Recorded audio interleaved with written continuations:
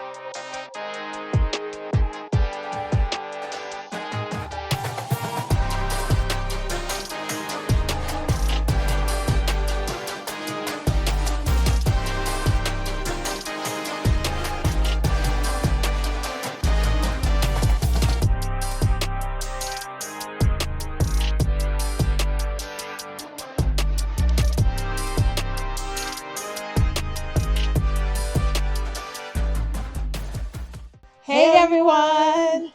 And it is race day, and guess what? We're done.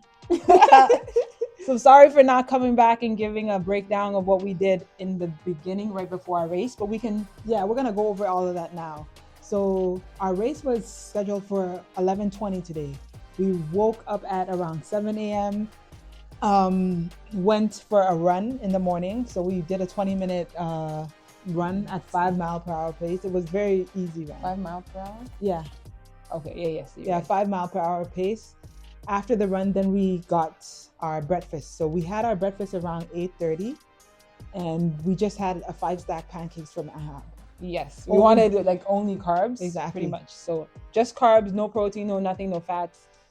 And I feel like that was helpful. Yeah. Yeah. So that's something we're definitely going to keep for the next race. And after that, there's this, so we ended up wrapping up, got ready, and went to the venue for around 9:40 a.m. Mm-hmm. And then around 10 o'clock a.m., that's when we took the bicarb in, right? Yes. So we looked at a number of different racers, HYROX racers, and even kind of long distance competitors. And one of the things that we looked at is how to manage lactic acid buildup over time. Yeah. And one of the products that I've seen a number of athletes take is a system called, is it Mortine? Yeah, Mortine. Their bicarb system. So what this should be doing for you is buffering the lactic acid build up, so you Yeah. don't feel that fatigue, and especially in your muscles, in your the muscle. larger muscles, like your on your legs. So that, I think it helped. You know, I know. I don't really know how to judge it, but I did not feel that. I more felt like aerobically tired than fatigue in my muscles. So that's to me. I think we should still. We'll probably still do it for our Dallas race in 3 weeks. But yeah, do your research. Again, don't just follow what we said, but do your research on if this is something that you'd like to try out. Yeah, we had no issues. We took it 1 hour before we started racing, and no stomach issues, no upset feeling, nothing. So I think we're gonna take it again. Exactly. So that's for that. We ended up getting to, so in the convention center, and maybe we'll try to put some footage if we have any of how it was. So you go through the check-in, and then once you check in, then you go into the pre-check center, where that's where you can drop off your bag, and that's where the warm-up section is. So what time did we go to that area? We went there around 10:40ish. Yeah, so 10:40 is about 30 minutes before our race begins at 11:10. So we went in there, we were able to drop off our bags, and then do some light stretching and another warm-up. So they had treadmills, the curved treadmills in the warm-up area. So we did the treadmills, we did some sprints. And I think this is very important, to have your heart rate spike before you start the race. Yes. I don't know the science behind it, but there's a difference. If you don't do it before the race, you just feel so tired, especially on that first run. It's like you're just so gassed. So making yourself have that gas feeling in the warm-up, then when you start your first run, you don't really have that feeling again. I don't know how to, whatever the science behind it is, I know that this works. So we did Exactly. we did 4 strides, probably for like 10 to 20 seconds at a pretty high pace, and then took some rest and then did it again. So that helped. And then we did some stretching, similar stretch that we've always been doing at the beginning of our workouts during training. And then after that, 10 minutes before our race. Oh no, but we did practice. We practiced because they have so many different station setups there. Losing my voice. So they had the sled push, they had the sled pull. We did practice the bag, the lunges, Yeah. the handoff, because that's something that we didn't practice before. And we just tried to get a strategy there. It's better, especially if you're doing doubles, you need to have a strategy on how you're gonna hand it off. Exactly. I think us practicing that, it was pretty smooth when we had to transition during the race for lunges. I think that was probably one of the better stations that we did. Exactly. Because the transitions were very smooth. Yeah. And then we practiced the sled push during the warm-up as well. And the sleds felt like, I know it's always some dilemma with the sleds at a HYROX race. Some people say it's really heavy. I think it was comparable to what we've been I think training. it was lighter than what we were training, because the thing with the sleds that I noticed is you have to get low and kind of like send it, especially on the push. I felt like when I got low, like I was pushing it pretty good, and I didn't have any issues. Yeah, for me, I had issues, but I'll that's get into different. it for a different reason. So we did all of those practice trials in the warm-up area.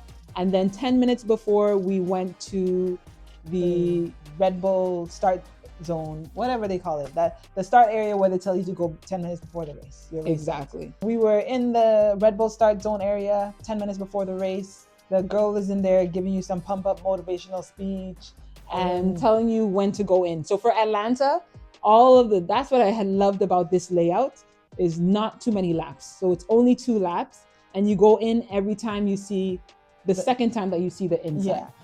Very straightforward. Like there's really no way that you can mess up. Exactly. But the one thing I would say is the rock zone in there is just so long. So long. I feel like distance wise it was longer. I don't know. I don't know about that one, to be honest. And I don't for me, the other thing was there's a crossing between the on the track. There's a crossing for spectators to go back and forth of the middle of the area. Yeah. So when spectators are crossing, it diverts the athletes to a longer path. To me, it really was by chance if your laps were during a time that they were crossing. But if you have a number of laps where they are diverting you to the longer route when individuals are crossing, that eats up so much time. That eats up a significant amount of time. Yeah. Because if you take the straight path, I think the distance wise, it's adding about 20 meters, maybe 30 meters. And if you get caught on it 2 times in your run, because you have to do 2 laps, like that's our, I don't know, because to me in other venues they had like a bridge, so the spectators would go over the bridge and then the people would run under. I don't know why they just don't have it like that for all of them, because to me it's not consistent that everyone has the same running laps, because some people are going to have more times that they're caught in that whole cross. I don't know, that to me was just a weird situation, and it got us for a couple of the runs. Yeah, which is like there's nothing you can do, you just have to accept it and go. Yeah. But so we get in the tunnel, we start our run, we're good for the first run. Yeah, the first one we were good, and then we go into the ski erg, and this is the lesson. That's what I'm saying. The thing about the ski erg is we came out of there pretty fast, but we went too fast. Yeah, for me, because I've done a HYROX simulation before, both of us, we did it together, and during that simulation I never went too fast on the ski. And too fast for me is, today I was probably pulling 145 to 150. And our strategy was to break it down 125 meters, because the switch between individuals on the ski erg, it's pretty quick. We can switch every 125 meters. Yeah. So I was averaging 145 to 150. And I was doing the same, but it was just too much, I guess. Yeah. 1 minute and 45 seconds pace. Per 500 meters. Per 500 meters. So our ski erg time was pretty good because we got in there. So my word of advice is to get ahead as fast as possible out of the Red Bull start tunnel. Get out into the front fast, because it doesn't matter because you're on you have the time chip, but it's just a psychological thing, right? So that's something that we're going to learn for the next time. And then the ski erg, don't go too fast. Definitely that's something that we did not do. Like, yeah, because once you go fast on the ski erg, I feel like you're wrecked the rest of the time. That is what happened to me today. I'm going to be very honest. That's what happened to me today. And for all of the other stations, I would say the first half of the race, I just felt so fatigued. Like, yeah, going into the sled push after the ski erg, even the second lap after the ski erg, I was feeling I was feeling exhausted. But I'm like, okay, I cannot stop. I just have to keep pushing. And then we got to the sled push. Exhausted. I felt exhausted, but good thing Nicole was not feeling too fatigued, so she did a lot of the sled push, and I was just trying to make it do. It's more of because I felt that way during the simulation. I went so fast on the ski erg, and then I just had no energy for the rest of the stuff. So that's something that we learned from this race to take to the next race. We're going to change the pace that we set for the ski erg.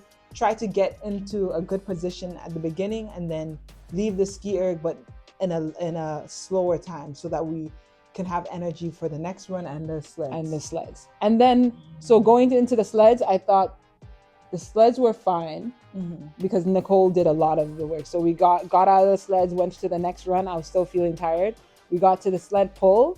Oh my goodness! You can. The whole thing is you need to know the laps or the down backs of each event for yourself, because the people that work there, they're just not knowledgeable on this stuff. So we came in there, in my mind, I'm like, I always see this down back, because it's a 12.5 meter length. So you need to do 4 of those because it's 50 meters.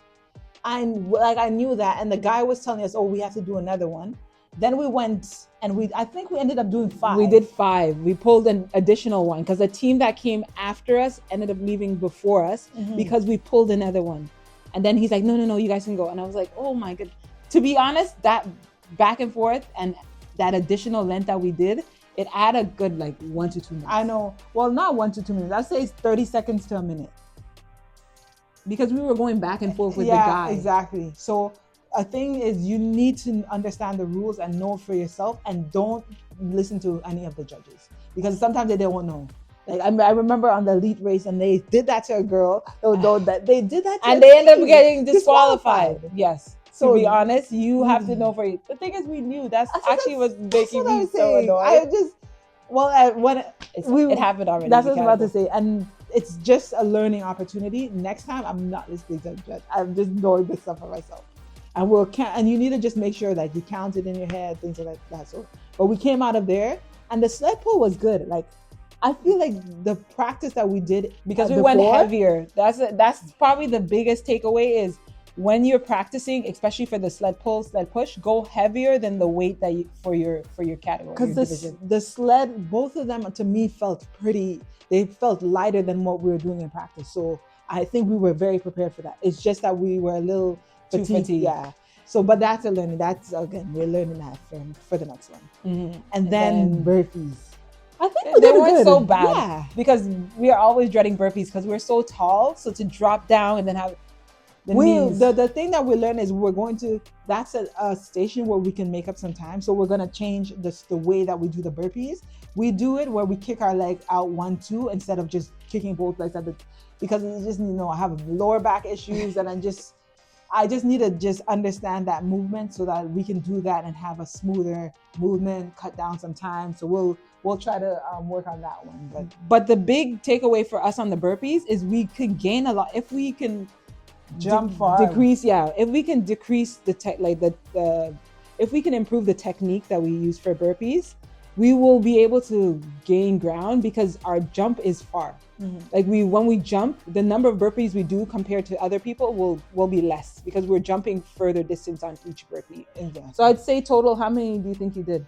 I feel like I did less than 15. Yeah, probably around there because we were doing 4 and probably each one we did 2. Yeah, so probably 15 to 16 each. Yeah, which to me it's not that bad, but once we improve our technique, I think we'll be fine moving forward. Yeah. And then when we went into the row, we made up so much time on the row. Exactly, because we were pulling I was pulling 148.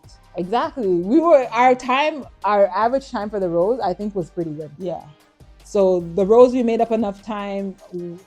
One thing, well, I won't even say that, but for the most part, I think the stations weren't horrible. It was the running. Running, yeah. Once the biggest takeaway for me is on the skier, do not go too hard on the skier because it will just completely wreck the rest of the race. But the row was fine. Then what was after the row? The farmer's carry. The farmer's carries were fine because we had gloves, so we had a fanny pack. And then we put gloves in there when we put our gels in there and the water. I'm probably not gonna bring a drink with me. I drank water. I didn't drink any water. No, I'm bringing that next time. But yeah, so we in our fanny pack we had gloves, and we were able to like sprint. Literally, we passed probably 2 teams. But then on the runs we were not as fast. Well, coming out from the farmers, I think we were fine on the runs. But yeah, we need to go faster on the runs. With our pace, we were trying to aim for a 4-minute pace, and we ended up getting a 4-minute 36-second pace on the runs. But in our running practice, we can do the 4-minute pace. So I know we can do it. It's just more of we can't blow up in the beginning because then we don't have the energy for the end. So those are things that we're trying to work on during these next upcoming 3 weeks before the Dallas race. Mm-hmm. And the goal is to just work on everything because Washington is where it's going to be for us, right?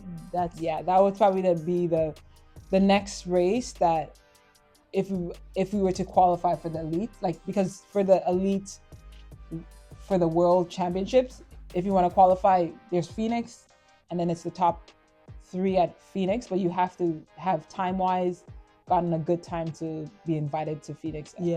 As a part. And I just don't just being realistic. We have Dallas, but it's 3 weeks away. To get that time, it might not be attainable. Exactly, but we can attain the time for Washington DC. That's in early March next year. So we'll look for that one. Mm-hmm. But yeah, apart from that, after that, we had the lunges. The lunges were good. I think our transitions were very fast. We each did 10, 5 on each leg, and then we switched. And it was just the idea of one person holds the outer, one person holds the inner always. And then you just put the head in the other person's back. That was probably the easiest transition because it's easier, not to be mean, but it's easier if you're the same height. If you're the same height, the handoff could be very clean. So we didn't have any issues with that. And then after the lunges, it was the wall balls, which we had. They again made us go to the wrong section. So the way they have it is because they were women's open and also women's pro, they had 2 different sections with different weight different weighted balls. So first they sent us to the wrong section because they thought we were open, and then we had to go back to the pro section. that ate up some Yeah, time. probably like a good 20 seconds it ate up there. So you can't really do anything about I know. that. Like literally, but then when we went to the wall balls, what was our strategy? I think we started as 20s and then we got too tired. To be fair, I didn't practice the wall balls. We didn't practice the wall balls. We were just like, okay, I mean, this is the last event. You just get what you get. Give it your all. I know. So that's something. Wall balls, burpees, and the ski erg just not come. Yeah. The ski erg, I think our technique is good. It's just not to come out so hot. Yeah. But I think it was such a good learning opportunity just to see everything in action. Our final time was like 1:11:53 or something like that. Yeah. Oh yeah. 1:11:53. I think the person that won was like 59 minutes and something seconds. Yeah. So it's like, okay, it's a large amount of time, but there's so many things. The key thing is we're going to cut down on the running time. That's something we have to continuously work on. And that just comes with time. There's no way that you could just do that fast. Exactly. And the other thing with HYROX is so many people are coming from a distance running background. Yeah. That we only recently started running like longer distance, and I'm talking about like even 5K, 10K. Like I think the goal is to get to 10K, a good 10K time. Yes. Yeah, that I think will help improve our overall pace. But otherwise, everything else, I was really happy with our performance for the first race. I was like, wow, yeah, we did really good. And it was the environment in Atlanta was amazing. Because the people were just so nice. Everyone was cheering for us. It's like, go girls, go girls. And then the people came up to us in the end. It's like, oh, you guys were the girls in purple, right? They said they were cheering for us. I was like, oh man, it was just a cool experience because we only came here by ourselves. We didn't come with any support or anything, but we felt like very supported because everyone was just really, really nice at the event. I know, and you can hear them cheering for you on the side. I was just like, oh my gosh. So you just get the urge to like push a little more. So this was such a fun opportunity. We know there's so much that we have to work on, and it's just like we have the time. So we're gonna continue to push on. Exactly. And just get prepared for Dallas in a couple of weeks. But yeah, we did, I don't know if we said this, we did end up coming 10th overall. I think it was 10 out of 33 teams. And we came in third in our age group. So yeah, it was for the first race. I think that's a pretty good finish. And we have so much improvement to go. So we're looking forward to that. Yeah, so that's it for this video. Yeah, so we'll try to put some more content on our training, what we're going to do to get ready for Dallas, some of our kind of threshold running workouts too. Because that I think will improve our time the most, is longer interval sessions to improve the time that we're in a threshold pace kind of heart rate range.